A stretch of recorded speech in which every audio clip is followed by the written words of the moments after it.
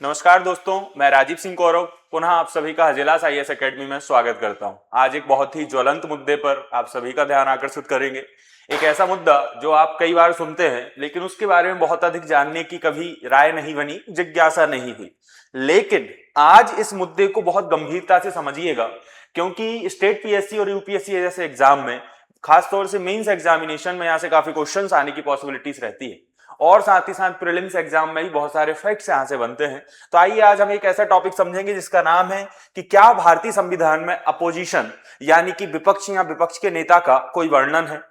तो हम कहते हैं कि भारत एक लोकतंत्र है, लेकिन आपको ये पता होना चाहिए कि भारत है तो लोकतंत्र, लेकिन इस लोकतंत्र में सर अपोजिशन शब्द है ही नहीं, कहीं लिखा ही नहीं है। अगर विपक्ष ही ना हो तो सरकार को जवाबदेह आखिर बनाएगा कौन? क्योंकि हम सुनते आए हैं विपक्ष जितना मजबूत होगा सरकार उतनी ज्यादा रिस्पॉन्सिबल होती है। सबसे पहले समझिए कि लोकतंत्र के स्तंभ क्या होते हैं। तो आपको पता है द पिलर्स ऑफ डेमोक्रेसी में हमारी लेजिस्लेचर, एग्जीक्यूटिव एंड जुडिशरी आती है। तो लेजिस्लेचर, एग्जीक्यूटिव एंड जुडिशरी में आपको पता होना चाहिए कि ये जो तीनों हैं ये सरकार के तीन स्तंभ कहलाते हैं, सरकार के तीन पिलर कहलाते हैं। लेकिन इन तीनों में एक चौथा स्तंभ भी हम मानकर चलते हैं, मीडिया। ठीक है, जबकि कॉन्स्टिट्यूशन के अकॉर्डिंग जो चौथा स्तंभ, या हम कहें कि हमारी लोकतांत्रिक परिभाषाओं में चौथा स्तंभ जो है वो कहीं ना कहीं अपोजिशन को माना जाना चाहिए या अपोजिशन को माना जाता है। ठीक है, तो विपक्ष की काफी भूमिका तो है। तो विधायिका और इन सब में विपक्ष का मेन काम क्या है? जहां विधायिका कानून बनाने वाली संस्था है, कार्यपालिका उसको एग्जीक्यूट करती है, उसको लागू करती है, न्यायपालिका जस्टिस इंश्योर करती है for the citizen of the nation, वहीं विपक्ष जो है वो गवर्नमेंट को ज्यादा अकाउंटेबल बनाता है, ज्यादा जवाबदेही, उसकी जवाबदेहिता को सुनिश्चित करता है। संविधान में अपोजिशन का उल्लेख, तो एक्चुअल में ध्यान दीजिएगा कि इंडियन कॉन्स्टिट्यूशन में अपोजिशन का कोई उल्लेख है ही नहीं। कॉन्स्टिट्यूशन इस विषय पर मौन है। कैसे मौन है? तो कॉन्स्टिट्यूशनल साइलेंस ऑन अपोजिशन। भारतीय संविधान में आप कोई सा भी पार्ट देख लो, कोई शेड्यूल देख लीजिए, पार्ट 5, पार्ट 6 देख लीजिए, पार्ट 4 देख लीजिए, कहीं भी कॉन्स्टिट्यूशनल वर्ड में आपको अपोजिशन या विपक्ष शब्द मिलेगा नहीं। ठीक, यानी विपक्ष की भूमिका राजनीतिक परंपरा पर आधारित है भारत में। कॉन्स्टिट्यूशन में इसका कोई भी रोल नहीं है। कॉन्स्टिट्यूशन इस विषय पर फिलहाल मौन है। कहीं भी किसी पार्ट में उल्लेख नहीं है, ना तो पार्ट 6 में उल्लेख है और ना ही किसी शेड्यूल में इसको मेंशन किया गया है। फिर विपक्ष आया कहां से? तो एक्चुअल में जो विपक्ष है ना, ये ब्रिटिश पार्लियामेंट्री सिस्टम की देन है। और ब्रिटिश पार्लियामेंट्री सिस्टम में कोई भी ऐसा शब्द नहीं है, मतलब हमारे यहां भारतीय संविधान में कोई शब्द नहीं, लेकिन ब्रिटिश पार्लियामेंट्री सिस्टम में क्या होता है, एक पद होता है विपक्ष का। ठीक है, फॉर एग्जाम्पल प्राइम मिनिस्टर संविधान में लिखा है, लेकिन एक शब्द आता है कैबिनेट। तो कैबिनेट तो कॉन्स्टिट्यूशन में लिखा नहीं है, लेकिन सारा काम कैबिनेट करती है। भले ही आर्टिकल 352 में हमने 44th अमेंडमेंट के द्वारा कैबिनेट शब्द पहली बार जोड़ा, लेकिन उससे पहले क्या कैबिनेट कॉन्स्टिट्यूशन में था? नहीं था। जबकि रियल पावर कौन गवर्न करता है? कैबिनेट करती है। और पीएम के नाम से शक्तियां रहती है ना, राष्ट्रपति के नाम से शक्तियां रहती है। उसी तरह अपोजिशन भी लिखित नहीं है, लेकिन बहुत मैंडेटरी है, बहुत अनिवार्य तत्व है। तो ब्रिटिश पार्लियामेंट्री सिस्टम से इसको लिया गया है, जिसे ब्रिटिश पार्लियामेंट्री गवर्नमेंट को हम वेस्टमिंस्टर फॉर्म ऑफ गवर्नमेंट कहते हैं, क्योंकि वेस्टमिंस्टर नाम की जगह में ब्रिटेन में वहां की पार्लियामेंट मौजूद है। ठीक है, और यह जो शब्द आया है, याद रखना, क्वेश्चन पूछा जाए विपक्ष शब्द कहां से आया या ये विपक्ष एक्चुअल में कहां से इंट्रोड्यूस होता है, तो ये लोकतांत्रिक परंपरा है, कन्वेंशंस ऑफ और प्रथाओं से विकसित है। इसको प्रथाओं के द्वारा डेवलप किया गया है। भारतीय संदर्भ में तो कहीं भी लिखा नहीं है, याद रखेंगे। तो कैबिनेट सिस्टम भी संविधान में सीधे नहीं लिखा, लेकिन कन्वेंशन से चलता है, और अपोजिशन भी इसी श्रेणी में आता है। थोड़ा सा और आगे बढ़ेंगे तो ध्यान से समझो, इसमें शब्द आता है लीडर ऑफ अपोजिशन, यानी कि विपक्ष का नेता। तो क्वेश्चन आए कि भाई लीडर ऑफ अपोजिशन जो होता है, यानी कि एक तरफ प्रधानमंत्री, उसके अगेंस्ट कौन होता है? विपक्ष होता है। तो लीडर ऑफ अपोजिशन संवैधानिक है भारत में या फिर वैधानिक है? क्या एलओपी संविधान में है? तो याद रखना है, नहीं, लीडर ऑफ अपोजिशन का पद संविधान में नहीं है। दूसरी चीज, कानूनी प्रावधान क्या है? तो लीडर ऑफ अपोजिशन का प्रोविजन है salary and allowances of leaders of opposition, parliament act 1977। इससे पहले किसी भी एक्ट में, किसी भी संविधान के पन्ने पर विपक्ष के नेता का शब्द नहीं था। 1977 में एक एक्ट आया जिससे लीडर ऑफ अपोजिशन की सैलरी और अलाउंसेस को तय किया गया, salaries and allowances of leader of opposition in parliament. कब आया एक्ट? 1977। तो पहली बार किसी एक्ट में लीडर ऑफ अपोजिशन का नाम आया, हम कह सकते हैं मतलब पहली बार इस लीडर ऑफ अपोजिशन वर्ड को लेजिटिमेसी मिलती है, और लेजिटिमेसी मिलने का मतलब हमने कहा कि वैधानिकता मिली, और वैधानिकता मिलने का मतलब है कि चलो कहीं ना कहीं वैधानिक रूप से ये एक स्टैट्यूटरी बॉडी मानी जाती है। तो अब हम क्या निष्कर्ष पर निकले, लीडर ऑफ अपोजिशन एक कॉन्स्टिट्यूशनल पोस्ट नहीं है, संवैधानिक पद नहीं है, this is a statutory post, यह एक वैधानिक पद है जो कि 1977 के बाद से ये मिला। तो कौन बनाता है एलओपी? एलओपी लोकसभा में जो सबसे बड़ी विपक्षी पार्टी होती है ना, उसका नेता एलओपी बनता है। लेकिन विपक्षी पार्टी में भी उस पार्टी को काउंट किया जाएगा, विपक्ष की पार्टी जिसके पास लोकसभा की मिनिमम 10% सीट्स हो।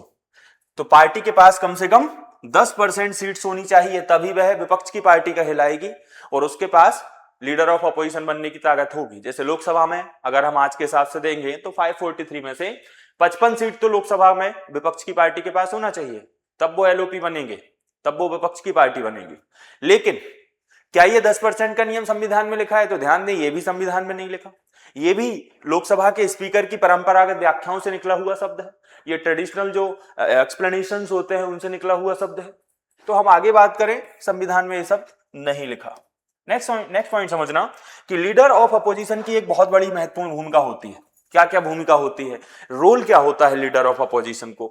सबसे पहला पॉइंट समझो, लीडर ऑफ अपोजिशन बहुत सारी महत्वपूर्ण संस्थाओं में शामिल किया जाता है, इस एग्जीक्यूटिव पावर पर इंस्टीट्यूशनल चेक बनाता है। कैसे?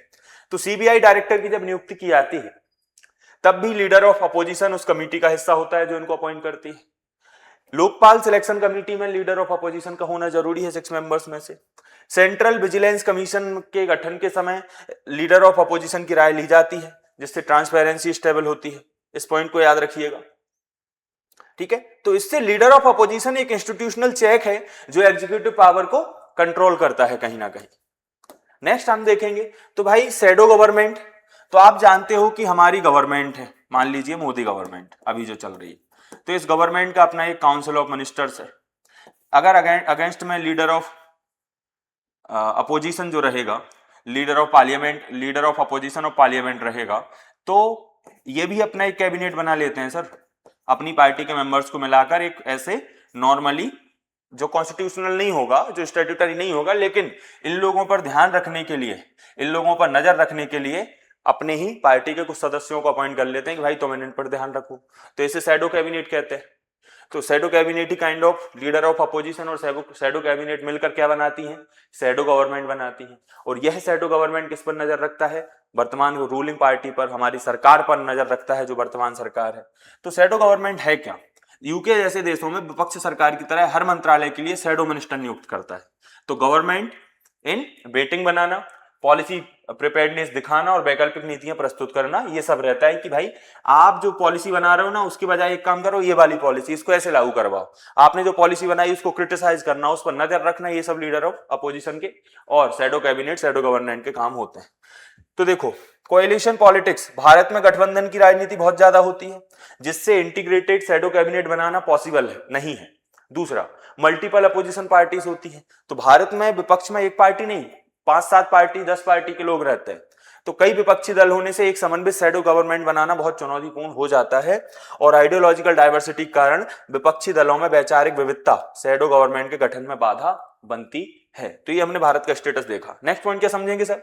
डेमोक्रेटिक वैक्यूम में जब मजबूत अपोजिशन नहीं होता, जैसे कि 2019 के इलेक्शन में मोदी सरकार के पास काफी सीट्स थी, लेकिन कांग्रेस के पास 40 सीट थी, बस 40 सीट में ये विपक्ष की पार्टी बन ही नहीं पाए। और इंदिरा गांधी के समय, हमारे जवाहरलाल नेहरू जी के समय बहुत बड़ी विडंबनाएं थी कि विपक्ष काफी कमजोर रहा, क्योंकि ये बहुमत से जीती सरकारें। तो डेमोक्रेटिक जब वैक्यूम बनता है तब सरकार शक्तिशाली हो और विपक्ष कमजोर हो, बिखरा हुआ हो, यह स्थिति लोकतंत्र के लिए खतरा होती है। सरकार बहुत ज्यादा कमजोर, विपक्ष बहुत ज्यादा, सरकार बहुत ज्यादा मजबूत, विपक्ष बहुत ज्यादा कमजोर, इस स्थिति को कहते हैं डेमोक्रेटिक वैक्यूम। अब इसमें क्या क्या होता है सर? तो पार्लियामेंट्री डिबेट्स कमजोर हो जाती है, बिल्स बिना बहस के चर्चा के पास कर दिए जाते हैं, है ना, इससे जवाबदेहिता घटती है, अकाउंटेबिलिटी कम होती है, एक्स्ट्रा पावर एग्जीक्यूटिव के पास आ जाती है, कार्यपालिका के पास अत्यधिक शक्ति बहुत ज्यादा केंद्रित हो जाती है। तो ये सब डेमोक्रेटिक वैक्यूम के डिसएडवांटेजेस हैं। Weak opposition leads to strong executive not strong democracy. अगर अपोजिशन वीक होगा तो इससे एग्जीक्यूटिव बहुत मजबूत हो जाएगी, कार्यपालिका, और कार्यपालिका जितनी मजबूत होगी लोकतंत्र उतना कमजोर होगा। क्लियर? तो जुडिशियरी का नजरिया क्या है? देखो, सुप्रीम कोर्ट ने कई बार कहा है कि अपोजिशन लोकतंत्र का अनिवार्य तत्व है, लेकिन संविधान में इसे कोई फॉर्मल स्टेटस नहीं दिया गया है, कोई औपचारिक दर्जा नहीं दिया गया है। कोर्ट का रुख है कि अपोजिशन बराबर डेमोक्रेटिक नेसेसिटी, विपक्ष का होना लोकतंत्र की मजबूरी है, लोकतंत्र की आवश्यकता है, नॉट कॉन्स्टिट्यूशनल अथॉरिटी। हालांकि इसे संविधान में कोई सत्ता नहीं दी गई है, तो न्यायपालिका ने स्पष्ट किया है कि विपक्ष लोकतांत्रिक आवश्यकता है, भले ही यह संवैधानिक प्राधिकरण ना हो। यह दृष्टिकोण विपक्ष की व्यवहारिक महत्ता को रेखांकित करता है।